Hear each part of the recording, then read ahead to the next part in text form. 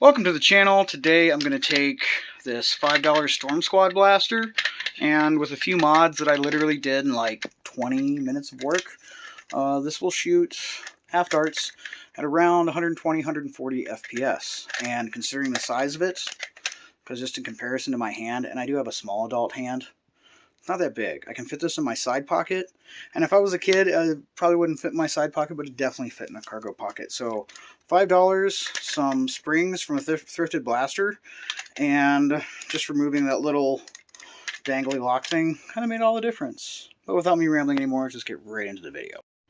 Okay, this is the Dart Zone Storm Squad. It's $5. I remember seeing reviews for this, I want to say at the end of 2019, and I was super excited for this because out of the box, it's between 70 and 80 FPS with full-length darts. That's pretty good for something that's $5. And as you can hear as I'm like twisting and tweaking on it, it doesn't creak like a cheap blaster. Like, this is actually, I wouldn't say quite the level of Nerf quality plastic, but they definitely didn't cheap out on this blaster. But as you know on this channel, I don't really do reviews. I just tear things apart and see what I can do with them. First thing I need to do is get rid of this little flappy thing right there, whatever that thing is. I guess it's some sort of safety feature, but what it basically amounts to is that it's directly in the way whenever I want to shoot a half dart. And I really want to shoot half darts out of this, especially the pro darts. For sure. But I also want it to be powerful enough that I can hammer them, so it's worth using them. So I'm hoping to get this up around 120 FPS by adding in maybe a secondary spring or a different spring altogether. I believe NorCal Nerf Club, if I get this wrong, I'm sorry, but I believe NorCal Nerf Club did a video on this months ago, and they got a K26 in it. But it didn't seem like there was too much of a performance increase, and sometimes K26, even though, yeah, you can get it to fit, it's not really the answer. So let's go ahead and open this up and see what it looks like.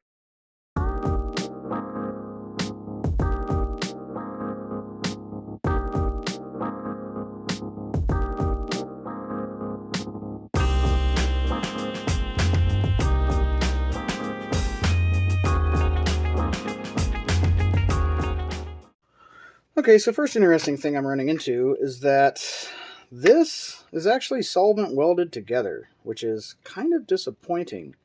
Usually Dart Zone doesn't do that. Thankfully, it's just this ring and a little bit of this end. I've already pried it open, but that's something to note right off the bat. If you've dealt with Busby blasters, or if you've dealt with, I don't know why you'd want to deal with it, but if you dealt with the new Nerf 2.0 blasters, you already know this struggle.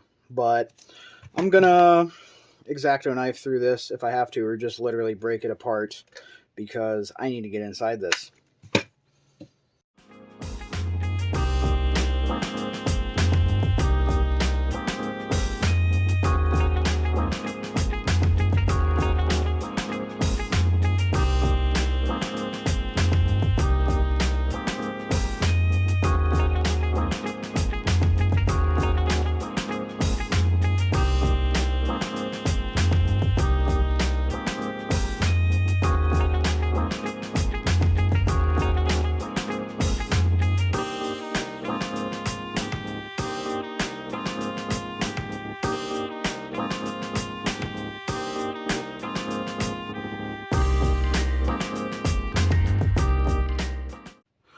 Okay, I guess I should have apologized in advance. I do have my Batman armor from the new Batman movie I've been working on, and unfortunately it's going to be here for a good portion of the build, at least until I get everything done on it that I'm working on. If you're interested in seeing that, you can always go and check out my other channel where I do that stuff. So here's the internals. Got a nice thick catch. Catch spring is pretty small but feels pretty strong. Oh yeah, you could definitely fit a K26 in here. Let's take this out, see if these two are connected and how they're connected. This just has a rod that fits into the slot. That is pretty nice. Makes that nice and easy. And there's only 2 screws that I see here. And blessed be the fruit, all these screws seem to be the same size, so I don't have to sit here and line them all up. Try and figure out what goes where before I bump the screws and they go everywhere, and then I don't know where they all go, which has happened many a times. Rival blasters are pretty notorious for that, or just older Nerf blasters. Oh, good. I was worried that this was going to be solvent welded as well, and it's not. So I don't need that. Let's see how it fits back together. Yeah, everything still feels solid. So that's nice. The muzzle is just one separate piece. Makes it easier, which I assumed it was. Dart Zone does stuff like that a lot, which is super cool when you can just remove the muzzle from the other parts of the body if you wish to paint them. I am not going to paint this, mostly just because I would like to take it to a convention. In my holster for my Batman stuff, at least till I figure out if he has a grapple gun in that holster or what exactly he has in that holster and how, all that stuff functions and what it looks like. Haven't seen anything from the trailers or the leaked images that show what that would be in that holster. So I still don't know. But that's nice that this is just all one piece. However, to take this to a convention, it has to be non-functional. So I would literally have to pop it apart and remove something like the trigger in order to take it to a convention and be allowed inside. I know that probably sounds a little crazy, but ever since the Jason David Frank incident, hashtag Jason David Frank incident, they've had extremely strict rules at my comic conventions. Although, since they're all canceled until further notice, who knows if that really even matters. I don't really think that it does, because I may never be going to another one again. Okay, that's a very ingenious spring setup. Okay, if I can get this catch out without the spring shooting all over my garage. I did. Very good, very good, very good. And the flat part, don't know if it matters, but the flat part goes towards the rear. Let's see what all we're messing with here. First of all, there is, when you prime this back, this loosens up quite a bit and creates a decent gap in the seal. See what the seal is made out of. Seal is made out of EVA foam, which is nice because it will be quite easy for me to construct a second one to go over it to increase that seal a little bit. Wow, plunger tube and plunger head fit. Ooh, and even an EVA foam seal on the gasket. Once again, that is awesome. Plenty of grease, almost obnoxiously so, for a company. I'm pretty obnoxious when it comes to my grease. I mean, geez, look at that. So I'm totally fine with this. It doesn't bother me in the slightest. Little catch notch is on top. Very cool. Let me see what this spring feels like. Ooh, yeah, spring is already rather robust. Very interesting. Let's see if I can find a secondary spring from my spring bin that will go over this. Okay, I did find a secondary spring that looks like, I don't think it's from a Fire Strike, but it's something like that. I'm not really sure, but let's see, will it compress as far as the other spring? Man, this is going to be pretty tough. Oh yes, it definitely will compress as far as the other spring. Will it fire and not jam up? Only one way to find that out. If it doesn't work, I will have to search for another spring or resort to using a K26. And this catch spring here is pretty robust, but again, I'm going to look through my collection of springs and see if I can find something that will fit over it to increase this a little bit. And my collection of various random catch springs and the like doesn't come from anything I've purchased. They literally just come from me collecting and purchasing any junky thrifted blaster I can find. I don't care what it is, Buzzbee, Dart Zone, Nerf, I don't care. Will this fit over it? Ooh, it does. That should help, hopefully. So since this one is so small in size, it's very easy to find one with a larger diameter. And there's no little box or anything to put it in to catch it, so we don't have to worry about it not fitting inside something because there's no catch spring stopper. It just slides in there, which is nice. Next, I'm going to take this front end, and I'm going to take some 2mm EVA craft foam. Got a nice scrap of it right here. Hopefully this won't be too thick. It might be though. Let me check this gap, because this still needs to rotate, and once I super glue this on, it's permanent. Might be a little bit thick. What I'm going to do is heat this with a heat gun and try and thin it out a little bit. Okay, after a bit of heat from the heat gun, you can see I've slimmed this down to about 1mm. And how I'm going to get my measurements for this is by simply pressing it into the foam. Once I get my impression, I can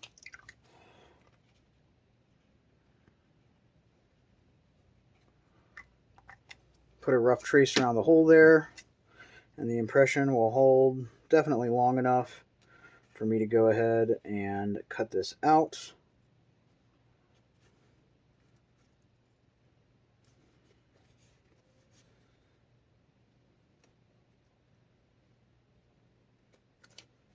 Okay, from there I'm just going to cut out the hole.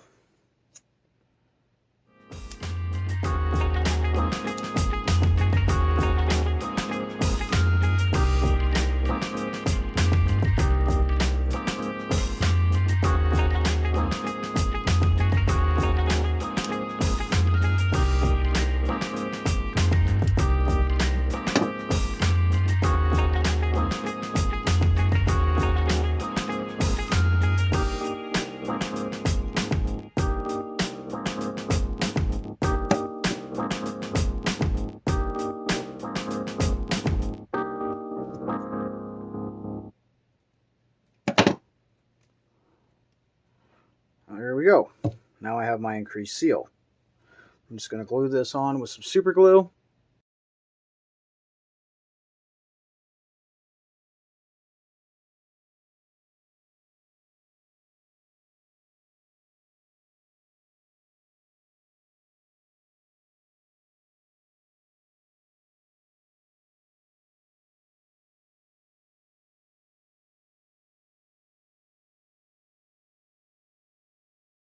Okay, that's all glued on, and since there is an abundance of extra grease, I can just transfer some of that up onto my seal so it's nice and lubricated. Hopefully everything will pass nice and easy. I don't know why there is a little line across here of plastic. I kind of want to cut it out, but I'm not going to do that just yet. Maybe there's a purpose for it. I shouldn't just go through, I suppose, and screw with everything that engineers have spent tons of time and a college degree to figure out and put together. That's a little absurd and egotistical on my part. Perhaps it does serve a purpose, even if that purpose is just to stop their inordinate amount of grease from shooting everywhere. I don't know. But let's put this back together, see if I can get this to catch and fire without any incidents.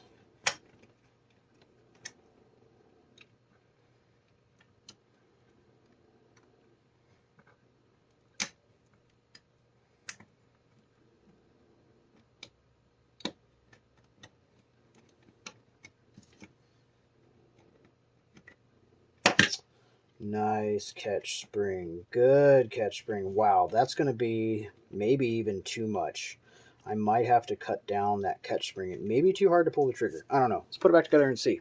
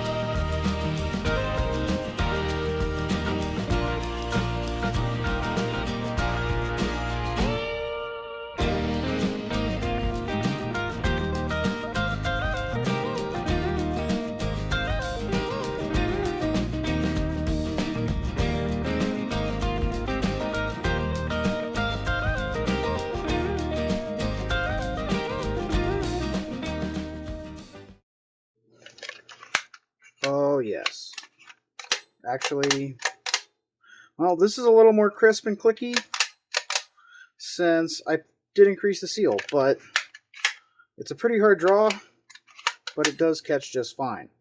So let's grab my chronograph and some Pro Darts and see how it does with the spring increase.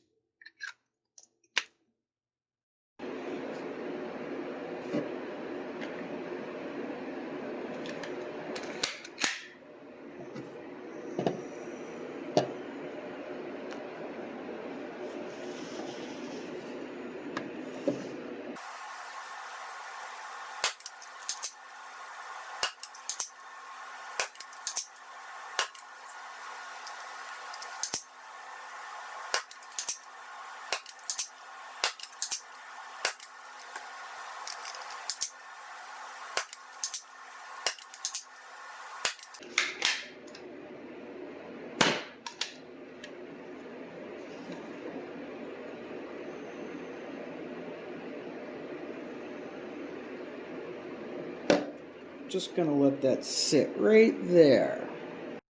Okay, so out of 12 shots, I did have 2 misreads and a high of 141. And let me look and see what the low was. Lowest number is 100.3. And I also had a 108, 116, 123, 115, 121, 137.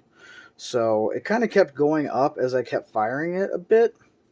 And I feel like maybe it's just getting broke in, and hopefully it's not too much for the quality of the plastic in the build. However, if it is, do I care? Will I repair it?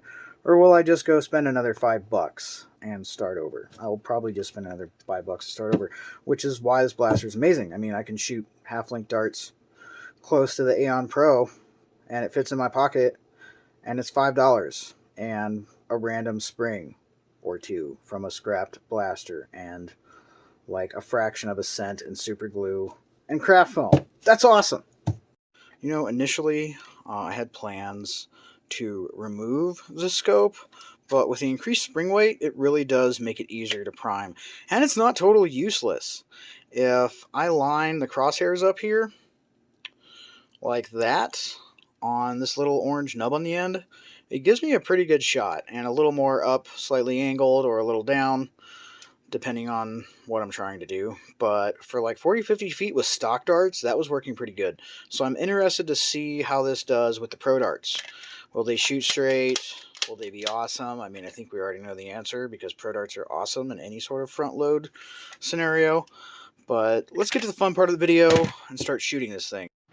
Okay, from here to Bob's face is about 45 feet. So that's what I'm going to be aiming for. Sorry, Bob. I know you were pacifist and all that. But let's see what I can get. Ooh, I even aimed a little bit too high. Okay, take a second shot. I'm going to actually even straighten the blaster a bit, because it is shooting quite hard. Dang. Let me zoom in so you can get a better view of where my shots are landing.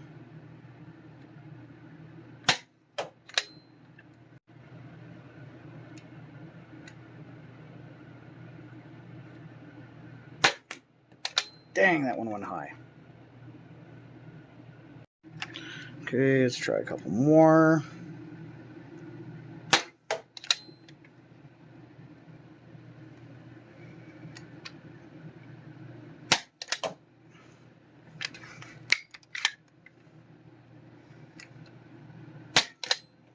That one shot crazy high again. I'm pretty much dead on. Okay, now I have my box set up. My box is actually about 40 feet, whereas the poster is about 4 to 5 feet behind that, so we're just going to say 40. And I'm going to take 4 shots again, aiming for the little red and yellow target in the center of that box. Pretty close. Ooh. A little bit to the left. A little bit low and to the right. Pretty good. Okay, and I'm going to do 4 more, again, from 45 feet, just because I'm having so much fun with this. A little high, almost right there, a little high and to the left, almost right there. Yeah, for $5, I'm happy.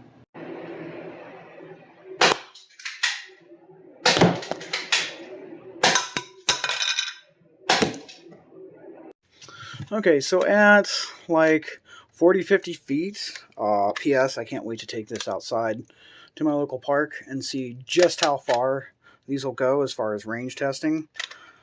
Anyways, I'm not doing that right now just because the parks are packed. Since everything's closed where I live, there's not much else to do. So people just kind of pack the parks, and I don't want to inadvertently shoot somebody with even just a soft foam dart when it's shooting at 140 FPS. That's just not cool. But hopefully I can find a day maybe where it's dead and I can run down and just see just how far this goes. But at 40, 50 feet, it's pretty easy to adjust for the hop up. And that type of hop up that I'm getting from this, I see a lot of time whenever you overpower a blaster but don't put brass in it. And as you notice, I didn't brass any of these barrels. If you brass the barrels, depending upon how long you made the brass, you obviously couldn't make it any longer than it can rotate, but you could extend it up pretty far with no problem. You have plenty of clearance. I don't see anything internally that it would catch on if you did extend the brass up to here. But just by extending the brass, it'll definitely improve accuracy. It may lower your FPS or it may increase it. Blasters are weird like that. You would think it would just work one way all the time, but from experimenting with them as much as I have in the last 2-3 years, I just get varied results like that sometimes. But yeah, putting brass in this, and also I want to say that the barrel fit on this is already so much better than what Nerf generally offers. It is a little loosey-goosey up here, but the actual part where the half dart seats is nice and tight. I think it's just this little expansion up here as it opens up a little bit in the last half inch of it that is causing it to be a bit squirrely, and it keeps going high.